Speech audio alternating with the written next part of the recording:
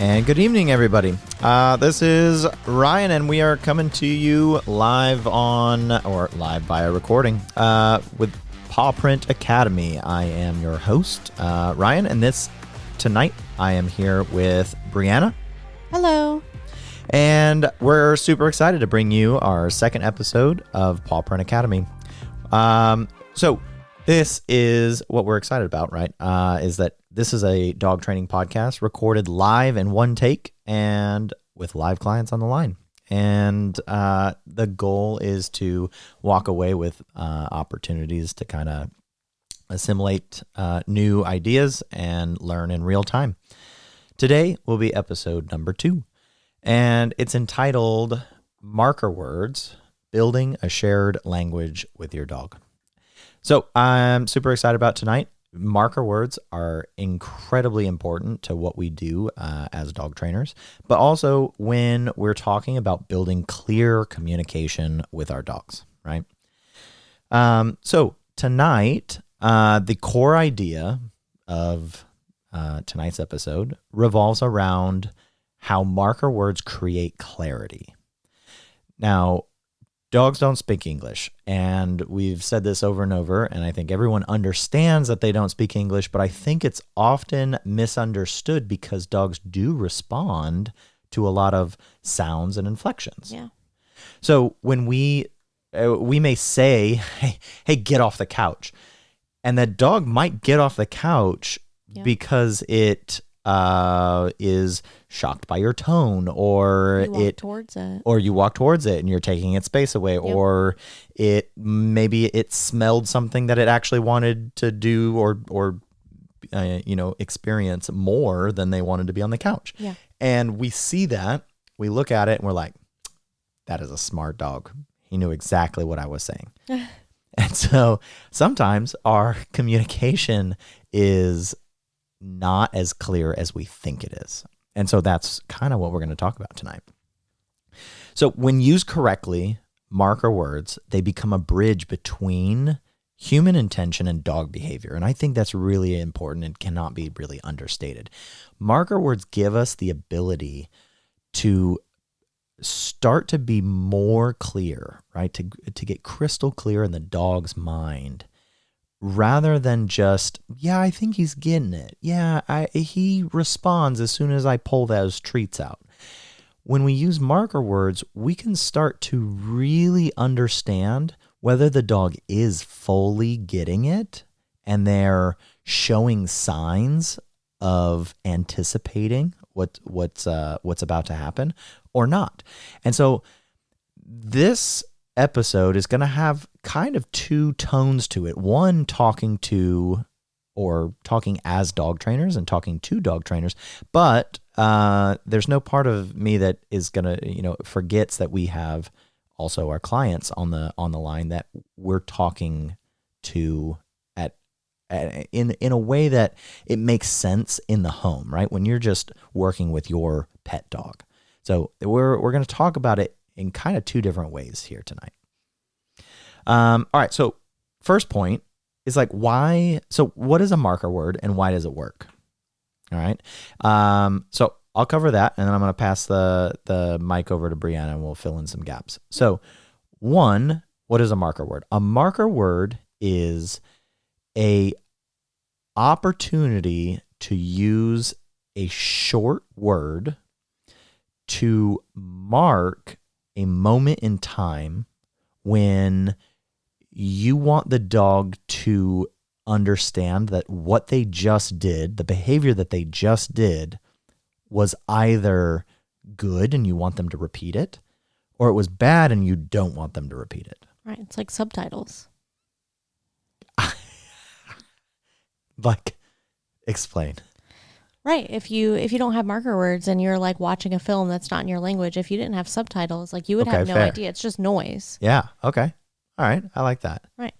Right. Keying you in on the concept of what's going on. Mm-hmm. Okay. I love that. Okay. Why do they work? So looking,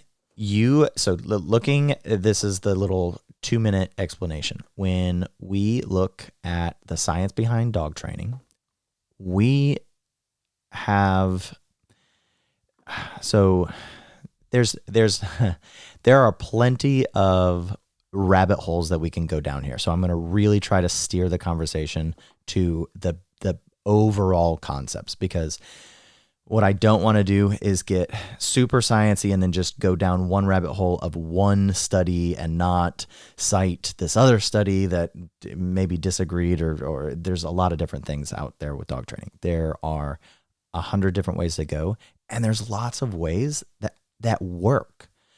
But tonight we're going to talk about the markers, and so I'm going to keep this subject on that. The science that we're using here is speaks about how the dog's attention works. And so when you tell your dog to do something and then you reward them after, that concept has to happen, that whole process has to happen pretty fast. Supposedly, your dog has about 1 to 1.5 seconds between when they did a behavior and you either rewarding it or correcting it. So that dog has about a second that they can either see that, hey, this was good, you wanted me to repeat this, or, oh, that was bad, you don't want me to do that again. Yeah. And so a second is not a lot of time for you to reach into a treat pouch and then produce some sort of food reward. A second is not a lot of time for you to walk across the room and pet your dog and give them praise and like, oh, wow, you're such a good boy. A second is not enough time for you to even reach for a ball and throw it all in 1 second. Mm-hmm. And so that's where marking comes in. We can use a word, which the word is not important. It could be anything. But the way that we say it is the same, and the sound is the same to the dog. So when the dog does something good, we mark it with, yeah, and that is the excitement that the dog picks up on. It's like, okay, that was good. I should do this again. Or the reverse is true, right? And typically we use a marker like no, and it was like, no, don't do that again. Yeah. From the time that we mark the behavior, we have until the dog stops paying attention to actually reinforce that marker. So there's like 3 things happening. 1, dog produces a behavior. Number 2, we mark that behavior as either good or bad. Mm-hmm. And then the third thing is we reinforce that marker with either a reward, that could be multiple different things, could be a ball, could be praise, could be a treat, or we deliver a correction, which could be as simple as walking towards the dog and using spatial pressure to make the dog go back onto their place. Yeah. Right? All right. So that is what a marker is, and that is what the concept that we're going to be talking about. So that is the reason why markers work, because it makes it very simple for the dog. So dogs learn fastest when feedback, us telling the dog, hey, good job, you did the right thing, or hey, that was not a good job, you did not do the right thing. Dogs learn fastest when the feedback is immediate and consistent. This has been proven over and over. And it doesn't matter what side of the fence you're on positive training, on Lima type training, or fair and balanced training. It doesn't matter where you end up. We pretty much agree across the board that consistency, fairness, and quickness with your feedback all lead to a faster trained dog. Yeah, it's clear communication for them. Right, absolutely. Okay, so marker words act as a timestamp for the behavior. So the dog sits, and right as the dog's butt sits down on the ground, it contacts the ground, that's where we mark that behavior so that the dog is super clear. They're like, oh, when my butt hits the ground, that's when I did the right thing. Yeah.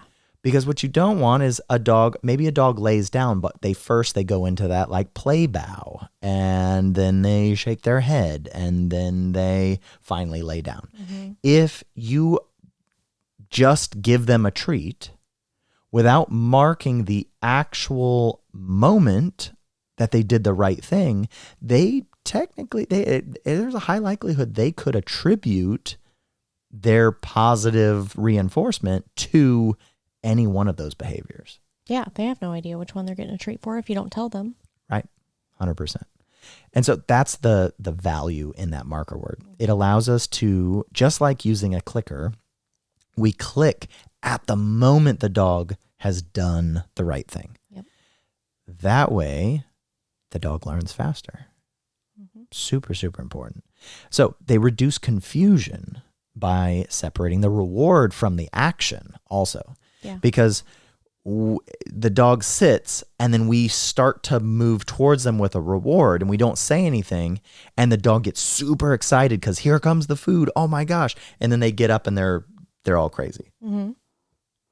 What we lose out on with that is that the dog could have, reinforced multiple different variables all at the same time. Yeah. And what we want to do is we want to really single out that exact motion that we did want. So that's why we use a marker. Without markers, like in contrast, without markers, owners often deliver rewards, either late or sometimes teaching or reinforcing the wrong behavior. Right. I've seen that one a lot. Can you give an example in just a second? Yeah. The last point here, and then we'll go into questions. Consistency in the tone also matters, right? So it's more than the volume. It's the tone in your voice. So it's not just that you said yes instead of yes, but it's how you used inflection and how you use tone in your voice that dogs pick up on most. Mm-hmm. All right. Last one, markers are universal. That's the other supporting point, right? Markers are universal across environments, and it really builds reliability. All right, Brianna, I would love for you to share what you're talking about. So with teaching the wrong behaviors and rewarding at the wrong time, a lot of people you'll see do this with barking.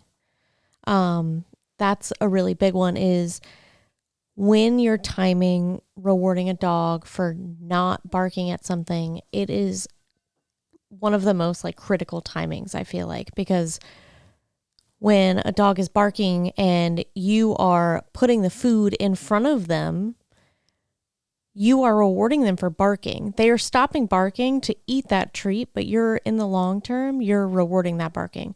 Whereas when you are having a dog where you can time it correctly to mark the quiet and reward for that, even in those moments when you don't feel like rewarding your dog because they're barking. Those are the most important time factors when rewarding the dog for correcting a behavior. Yeah, that's a really good point. And barking is one of the more difficult ones to figure out because there's a whole bunch of reasons why a dog barks. Yeah. Okay, so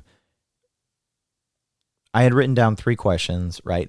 You already answered kind of one. But the first one was, can you share a story where adding marker words immediately sped up a dog's progress?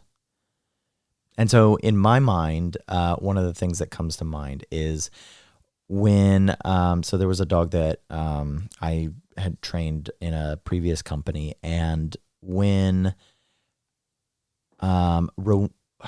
originally we were rewarding the dog with food for doing, their different actions.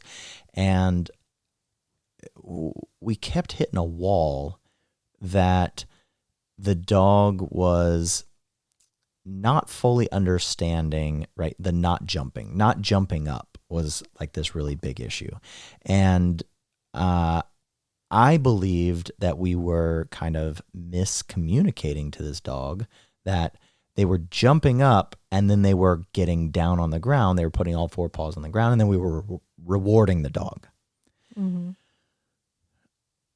I really felt that we were just not communicating clearly enough to the dog and kind of showing the dog like, yeah, you jump up and then as soon as you come off of the person, then I hand you a treat. Mm-hmm. So the dog got, yeah, cool. When I jump up, like I get treats. Mm-hmm. Well, as soon as we started incorporating markers, right, into the moment the dog made that decision to get off of the person, we made a lot of progress. Yeah. And so that was what came to my mind. You have one? Yeah, I think I've had a few experiences with anxious dogs where they will pace around, and the moment they lay down, I mark and reward that. And I do it in a calm manner with a slightly different tone, because you don't want That's to a really good one. incite them to come back on. But that is one that's really important when you're trying to just kind of, it's like a mixture of like, it's like free shaping, right? So you just wait for them to do the behavior, and you're not really like forcing them to or telling them to, but you're just encouraging them to do that behavior. Yeah. And then marking it as soon as you see it. Well, so how do you explain to new clients like the difference between praise and marker words? So praise is going to be more of like an excitable like tone for me. Praise is just, it's telling them good boy, good girl, good job, yeah, all these things, where a marker word is just that word, the same, consistent every time. You can change your tone with praise and say all sorts of things and go into, all sorts of nicknames for the dog and things like that, and that can be praise.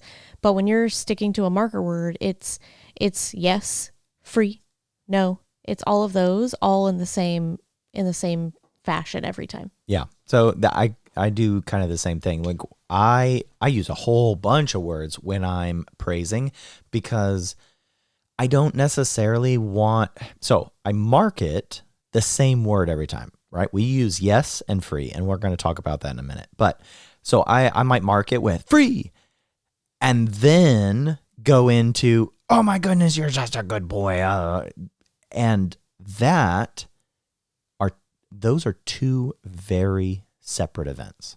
Mm-hmm. One is the mark, and then that praise can actually be the reward. But it's not the marking of the behavior. Yeah. It's the reward, right? Just like we talked about before, there's three parts, right? You have the behavior, and you have the mark that is that moment in time that you're telling the dog, yes, that is what I wanted you to do. And then you have that reinforcement. And the reinforcement is that praise.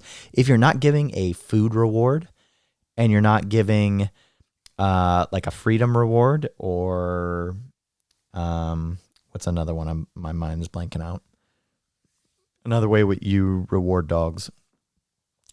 Food, praise. Toys. There we go. That was the other one that was in the back of my head. I just couldn't get it out. If you're not producing one of those things, you can always fall back on just praise. But the praise is not the marking part. It's the actual reinforcement. Yeah. All right. Last question for this section. Have you seen situations where inconsistent markers actually set a dog back? Yeah, I think we see that kind of all the time, to be honest with you.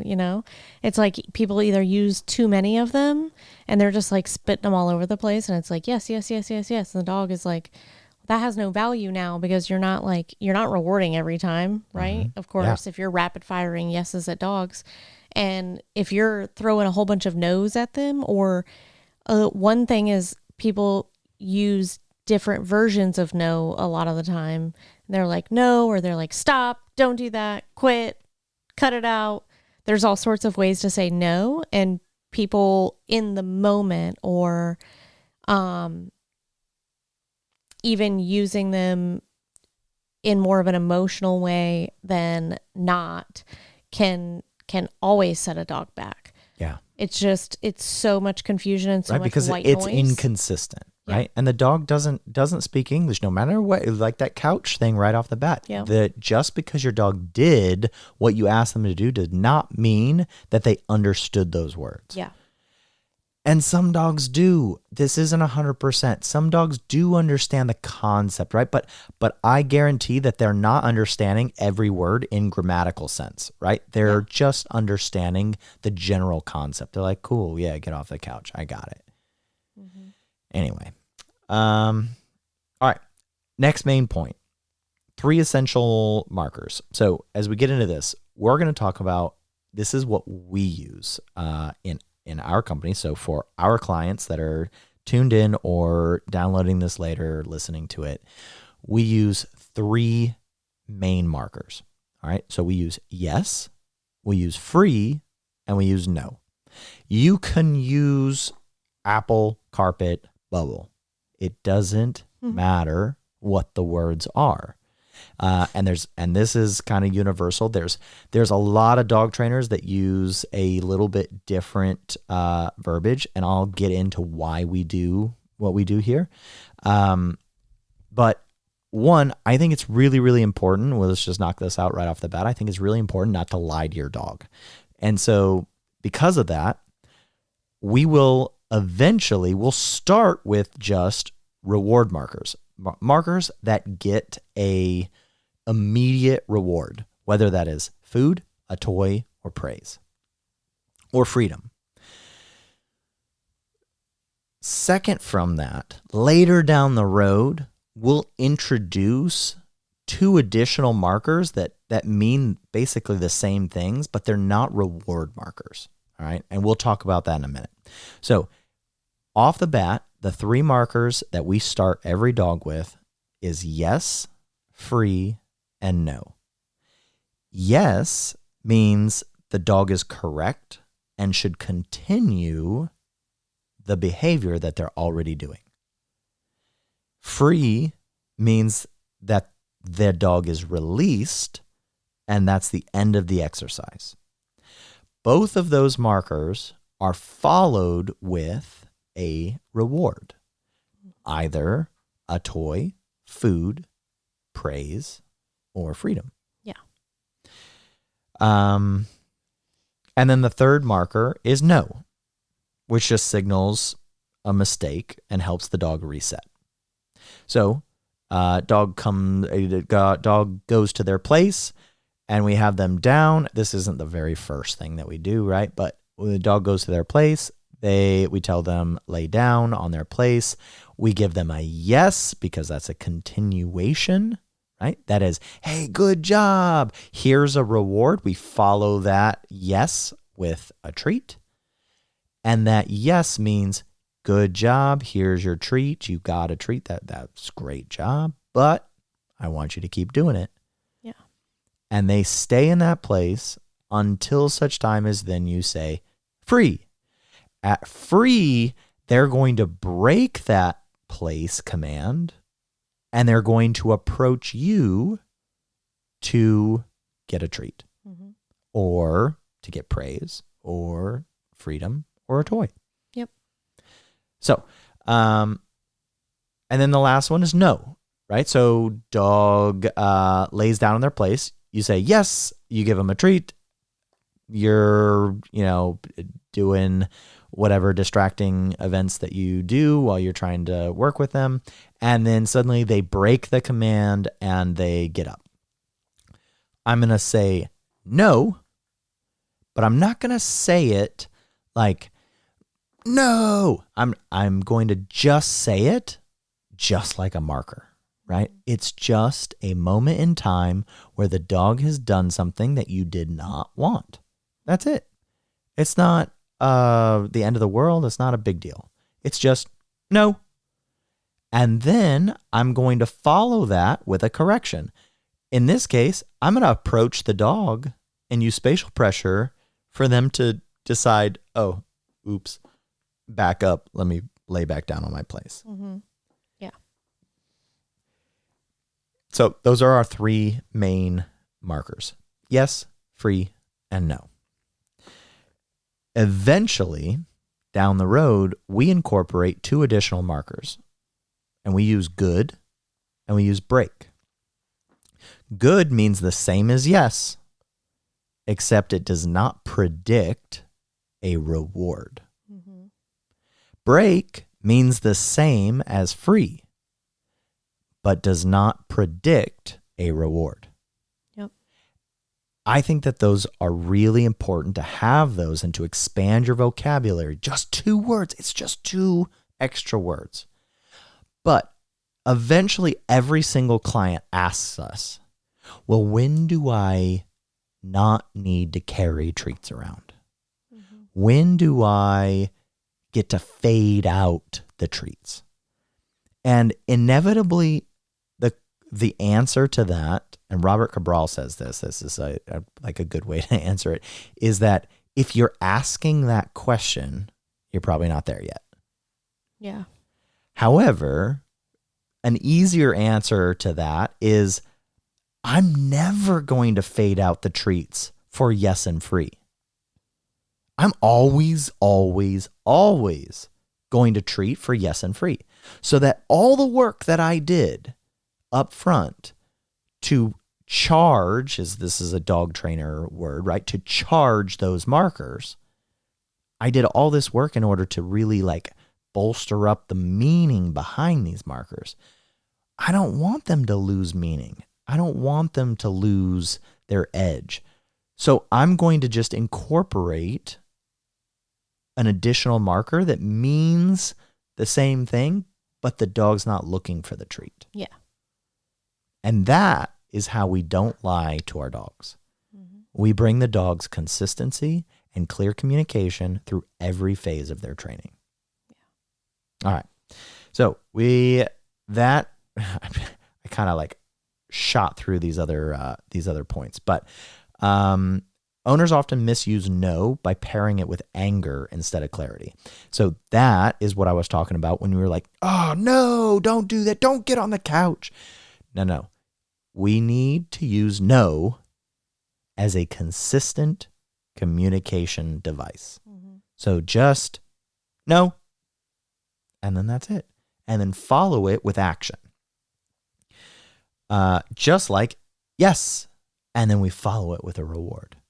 We have to start using those things, and that clearly communicates to our dog.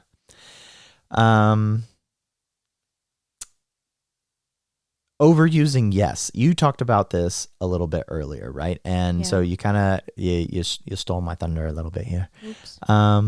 So you talked about diluting the yes. Yeah. Now is the time to expand on that. Right. So I think when it comes down to it, we auto go to that once we start working with our dogs. And diluting the yes simply means that dog keeps hearing that word and you keep not giving that dog a reward. That's as simple as it can get, is you say it and you don't stick behind what you're telling your dog, which means yes gets a reward every time. And it doesn't have to be yes for you. And you don't even have to follow these rules, right? Because they're not rules. They're just suggestions in the long term. But in order to build the clear communication and being able to have a non-treatable marker word is what we always fall back on. It's like, you don't have to say yes. Just say good job, good girl, right. Good boy. Yes. Good heavens. You can say whatever you want. Right. Just don't say yes in that moment unless you're willing to back it up with something. And that doesn't mean you have to have something on your person. It's like you're out back. You walk inside immediately, grab a ball, give them a treat. We have a because you have until you. Time. Okay, good. Hit that real quick. Right. We keep a little Tupperware thing of dog food on the counter at all times, because no matter what, you can go from any room in the house to the kitchen really quick, grab a piece of food and and give it if you accidentally said yes for something that was so good. that's where I was going with this, right? Was that everybody makes mistakes. And sometimes instead of, and I didn't use the right one, but you know what? I demonstrate fairness to that dog by walking myself across the room because I said yes over in the laundry room or putting him in a crate or whatever it was. I said yes, and I'm like, ooh, that was the wrong word. Yeah. I meant Dang it. good.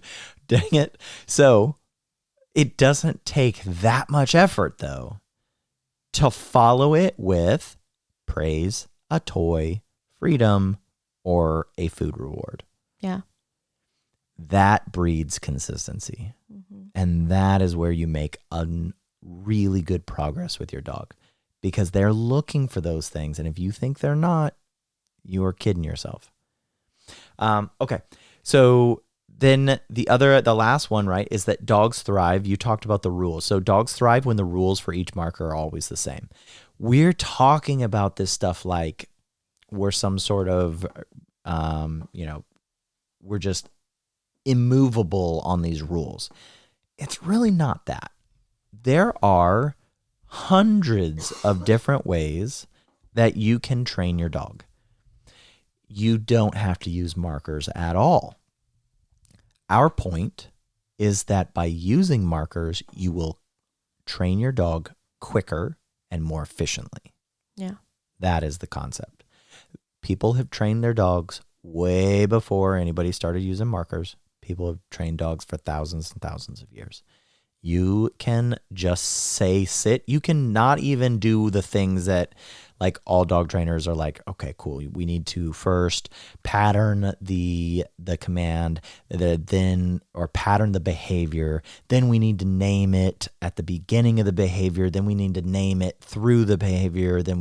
I'm sorry, I messed that up. We need to name it right at the execution of the command or of the behavior. Then we slowly increase the timing so that we're naming it slightly before the sit.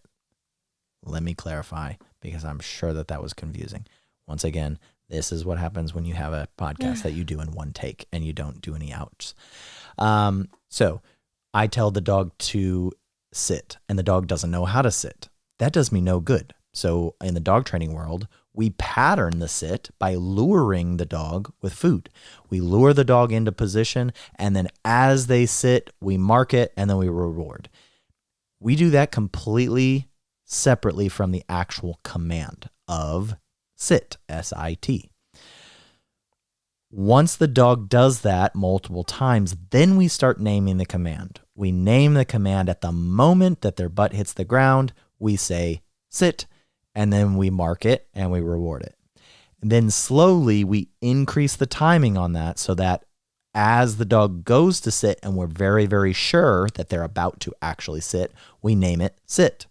And then we step it forward even more to where we're eventually saying sit and then getting the dog to do the whole movement into the sit. Yeah.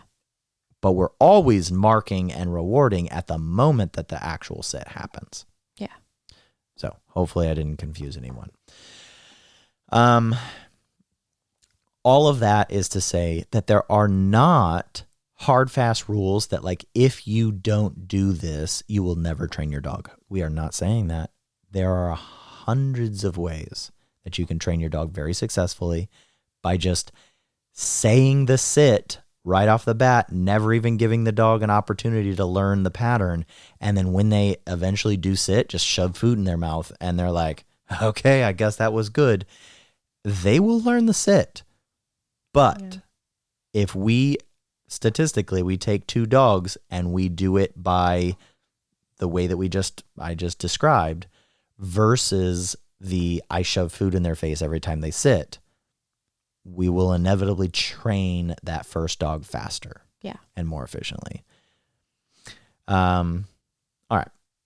What's the biggest mistake that you see owners make? So specifically with no is where we're going with this, but with markers, right? You already kind of alluded to the yes, like overusing Right. yes and the markers, right? We just Yeah. blast yes out there. Yes, yes, yes, yes, yes, and it loses value. Well, I think that no is incredibly important, that if we really attach value to no, you don't have to do anything but say no. And your dog is like, what? Oh, I messed up. What did I do? So, Go ahead. Yeah. So I'm going to start with free because people think that there's like really no mistakes that you can make with free. But if you want your dog to come into an environment in a calm manner and you give them free out of the gate, that's a charged marker word, right? That's a rewardable marker word. Food is a stimulant. Don't expect your dog to like walk into a library if you just gave them free out of a kennel that they've been in for 2, 3, 4 hours. So that's the first I one. like that analogy. With no, it's kind of the same as yes with not sticking behind your yes with a treat. No is not sticking behind what you mean and making them do what you asked. So we always tell the clients when you pull out no, one, don't bring any emotion into it, because you do have some clients that out of frustration will start bringing emotions into it, and the dog doesn't even know that you're upset really, and is like, I don't know what you're upset about. The second one is just not backing it up again. Because at some point when we get into corrections and things like that with a dog that's like actually in a program, we always say it's no, correction, command. And we say that because we want to phase out that correction as quickly as possible. So we communicate with them the word first so that they're learning that. Then that predicts that a correction is coming next. And what you see as a dog go, oh, I'm not going to do that because I'm about to get a correction. And then you can phase out those corrections and you're no longer having to actually correct your dog. You're just verbally going, nope. And I snap my fingers usually when I do it. But you'll see, puppies get up off place and step 2 paws off front, and they'll look at you and it's like, nope. And they're like thinking about it. They're like, she's going to come over here in a minute. If I've come over there every time, I'm going to come over there this time. Right. So that's like, accountability in action right I'm there. going to go back onto the place. Yep. All right. So do you like introduce all 3 markers at once, or do you do it in stages? So I always I always do the positive markers first. So we always introduce, we usually do free, and then we do yes, and then we do no.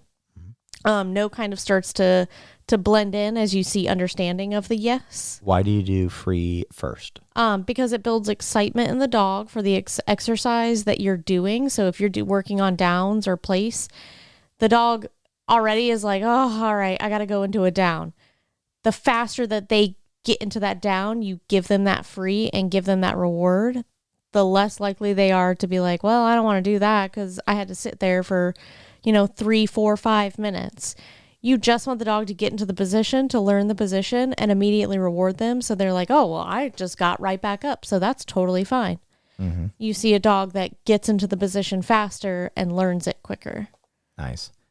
I think the other thing with that is that eventually, and it's not the first step, but eventually free or a terminal marker builds speed in the dog. It builds desire in the dog, because what the dog sees is the faster that I do this, the faster that I perform this behavior, whatever it is, the faster he releases me and I get to go and do what I want. Right. And you have to teach them the yes and free first, because you can't just correct a dog that doesn't know the rules.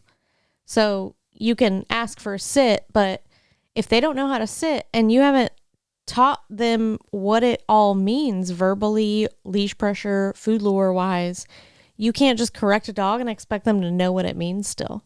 They're not going to. All right. So how do you keep owners from turning yes into like that constant chatter? I mean, I think it goes a lot back to just owner education and explaining that the constant chatter is not good. I always tell people use as many words as you want as long as you don't mess with that one word. And most people don't have a hard time leaning too far against that, right? It's one word that you can't just ramble into it. Because it's just you're gonna see your dog like lose focus. So we use yes in the reactivity world a lot, where you'll have a dog staring at another dog in the distance and it's not reacting, and you mark and reward while the dog is looking at that other dog, but they're not reacting to it. So you say yes, that dog turns back to look at you and you reward. So at that point, you're teaching that dog to look at it without reacting and then disengage and look back at you, and that's when you're marking it. Yeah. So a lot of times people don't understand how that works, but you have to be able to just really focus it on the yes, if nothing else, to understand that dog needs to know that it's constant. Yeah, for sure. All right. So major point number 3, marker words in daily life. So marker words, it shouldn't, when we incorporate them into daily life, markers should not only live in training sessions. We talked about this last week. It's like, hey, I'm going to take the kids in the back and work with them for a few minutes. That sounds weird, but we hear that all the time. It's like, well, I tried to work with the dog in the backyard, but this happened or that happened. Well, what about just working with them throughout the day, right? Marker words don't just belong in training. They also belong in everyday routines, right? So using yes and free around thresholds, meals, greetings, all of those things, it increases the structure and it strengthens the dog's understanding of those marker words because you're using them throughout the day. So the more consistent the communication that you use, the faster you build respect and the faster you obtain that level of obedience that you're looking for. So dogs pick up leadership when humans communicate clearly outside of drills. Like an example, when my dogs go in and out of their crates, I use yes and free. A dog goes into their crate and maybe they go into the crate and I mark yes, and then I throw a little food reward in there, and then I close the door. It's a continuation marker. It means don't come out. It means good job. You did the right thing, but keep doing it. Yeah. Because I said kennel. And then when eventually I do open the door, they don't dash out because I haven't released them yet. So I open the door and then I sit there for a minute. And then I can then I can release them with free and then toss them a little reward. Or what I do is the follow on to that is I use break, because break means the same as free. It's that release, but it's not treatable. Yep. It's not a reward marker. So at the point where I say break, the dog knows, cool, I'm released. I can be a dog. I'm on my own program. And then they run out of the kennel. Yeah. And they're like, woo! And they're happy. They're excited, right? It is kind of a reward in and of itself, but it doesn't predict. The dog never comes to me when I say break and is like, where's my food? Right. Whereas if I said free, they're for sure coming to me and they're like, sweet, I got a treat. Yeah. Love that. But we need to have the ability to not lie to our dog. So I don't want to say free. And then the dog comes over there and I'm like, hey, you did so good, buddy. And they're like, well, that was a jip. Yeah. I was like, what? And now the dog is rethinking their excitement for that word. So I want to avoid that, right? Even casual moments, right? Where you're just moving around your house, doing normal things. Rewarding calm in the house is huge and is a huge opportunity that a lot of times we miss. Use those markers. Use the markers and use the markers that don't mean you're going to get a treat, right? We use a lot of good. Yeah. A lot of good. I see good as a bridge word between yes and free. So maybe I reward them up front with yes, good job. I kind of put them together there, but yes. So you're on your place. I just gave you a little food reward. Now I'm expecting you to stay there, and I'm good boy, good job, good. That's all bridging. Yep. I can say good as many times as I want. It means good job, keep doing it. Good job, keep doing it. But it doesn't mean you're getting a treat. Yeah. And then I can release them with free if I'm using a treat, or break if I'm not. Yep. All right. So what's a simple daily routine that we can give clients here where you use markers outside of training sessions? Definitely going to be meal times with food. Nice. So that's one of the listener projects. So I love that. Go ahead. Oh, and then is it also the listener project? Is it thresholds? No. Okay, no, good. not thresholds. Okay, so I've got place on there, but thresholds is a really good one too. Yeah. Thresholds for sure. So how do they use them? So just explain it briefly. Meal times, you're gonna ask for a sit or down or go in their kennel, any behavior place, mark it with yes. You can put that food down, right?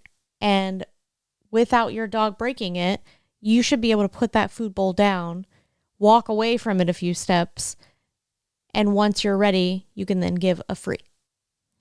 I keep like panicking as I'm saying them too, that I'm not spelling them, and I'm like, oh, there's a dog around hearing me. Right. So usually when we're teaching, we try to spell a lot of those markers out so that we don't lessen, they don't hear them, and then like we don't lessen the value of them. Yeah.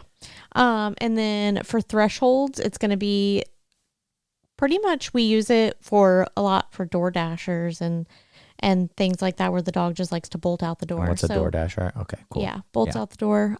Super excited to go outside. Always excited to run and leave from the front yard. So with that, we ask for a sit before we open the door. We always make sure that we can get the door all the way open and kind of start to get out the door before. But when the dog goes into a sit, we mark it with yes. That tells them to keep sitting. We can open the door, get out the door a little bit ourselves. And then usually we don't use a reward marker with thresholds. Right. If you have a treat, you can use free and treat them as they're coming out. But typically we just use break. Yep. To let them know that they can come through the door with us. Love that. All right. And how do you show clients that structure with markers actually reduces the stress at home? Ooh. Because I feel like that, it kind of like puts it all together. The concept is like, cool, you can use markers and you can reduce your stress and increase your peace at home. Yeah. Okay, cool. Well, that's nice to know, but how do I do that? Like as a client. Right. Just incorporating them into your everyday lives.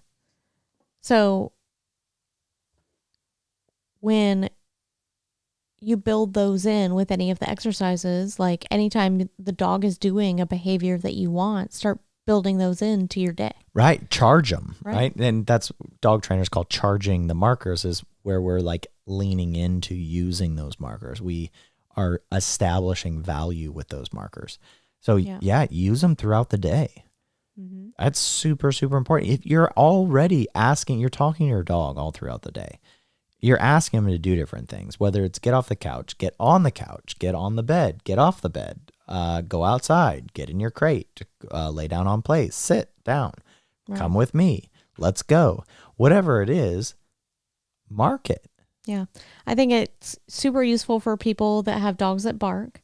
If your dog's not barking and he's just relaxed and laying there, start marking that. We will do like the noise desensitizing with dogs inside, where it's like you play noises super, super quiet, and start marking when they're not barking back or responding to those noises. Also like the thresholds one, people all the time are stressed because their dogs run out the door ahead of them, or, you know, they live in apartments is a big one around here, and the dog goes out the door first, and then it's like startled by all these dogs. Start asking for a sit before they go through that door. It doesn't take a long amount of time. Most dogs know how to sit. It's one they almost come preloaded with. Right. Right? Sit is like the number one thing that everyone's like, oh, my dog, he knows how to sit. Yeah, knows how to sit. Right? That's because they get Great tired job. of standing. Right. Every dog sits eventually. Mark it when they do. Right. Yeah. I love that. All right. So let's do listener projects. I've got 2 projects for anybody listening, whether you're listening as a client or listening as a downloader of the podcast. Project number 1, yes and free with place. So put your dog on a place bed.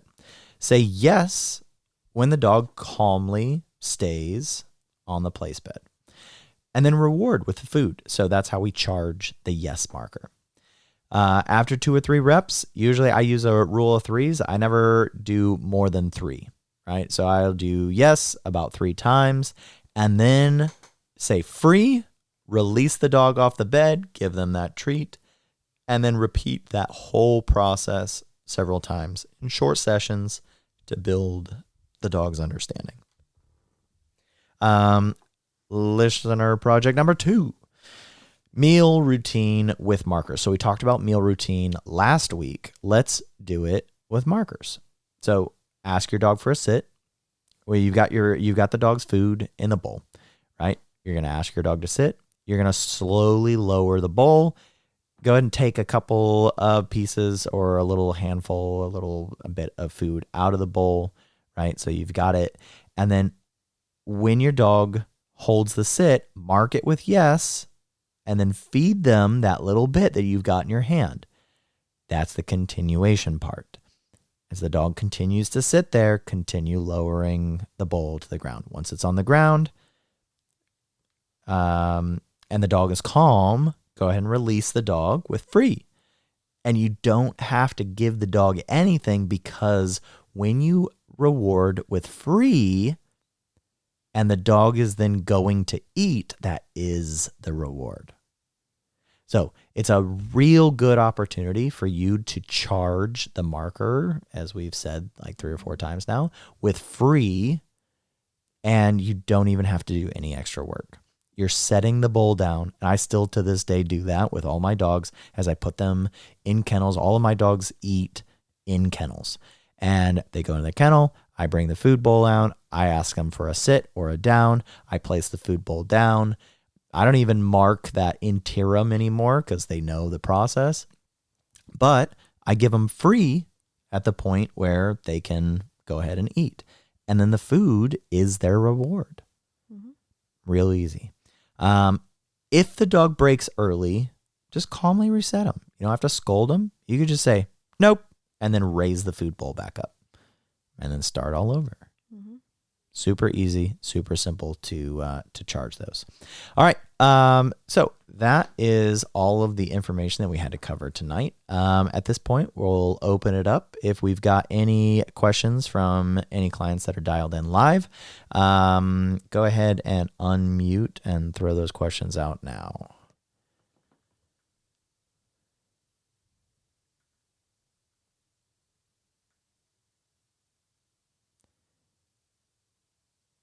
And give them just a minute if they're working with their mics.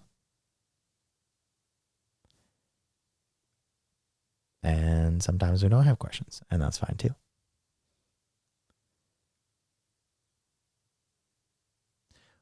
We need to figure out how to get the Jeopardy music on here. Right.